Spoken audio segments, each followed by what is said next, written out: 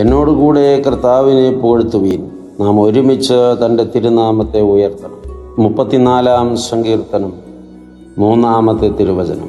സങ്കീർത്തകൻ ഒരു വലിയ ആഹ്വാനം നൽകുകയാണ്. നിങ്ങൾ കർത്താവിനെ പുകഴ്ത്തുവീൻ എന്നല്ല, എന്നോടുകൂടെ കർത്താവിനെ പുകഴ്ത്തുവീൻ. ഞാൻ കർത്താവിനെ ആരാധിക്കുന്നവനാണ്.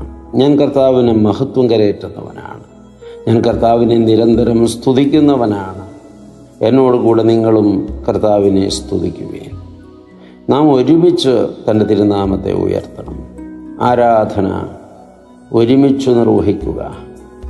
അപ്പോൾ അവിടെ ദൈവത്തിൻ്റെ ശക്തമായ ഇടപെടലുണ്ടാകും. റിബലുകളായി മാറരുത്. ദൈവത്തിന് പുറംതിരിഞ്ഞ് ചിലർ നിൽക്കരുത്.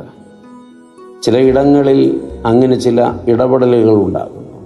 ചില വീടുകളിൽ 4 പേർ താമസിക്കുന്നിടത്ത് 3 പേരും തികഞ്ഞ വിശ്വാസികളും ആരാധകരുമായിരിക്കെ ഒരാൾ പുറംതിരിഞ്ഞു നിന്നാൽ അവിടെ കൃപാവർഷത്തിന് തടസ്സമായി അയാൾ മാറുകയാണ്. അതുപോലെ ഒരു കൂട്ടായ്മയിൽ 100 പേർ ദൈവത്തെ ആരാധിക്കുമ്പോൾ 2 പേർ വിരുദ്ധത കാണിച്ചാൽ അവിടെ ദൈവിക ഇടപെടലിന് അവർ മൊത്തമായി തടസ്സം നിൽക്കുകയാണ്.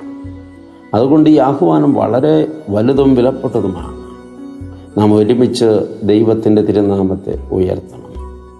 എന്നോടുകൂടെ കർത്താവിനെ പുകഴ്ത്തുകയും. ഇത് നമുക്ക് ഒരു പാഠമായിരിക്കട്ടെ. ദൈവം അനുഗ്രഹിക്കട്ടെ. ഒത്തിരി സ്നേഹത്തോടെ പാറയ്ക്കരയച്ചൻ.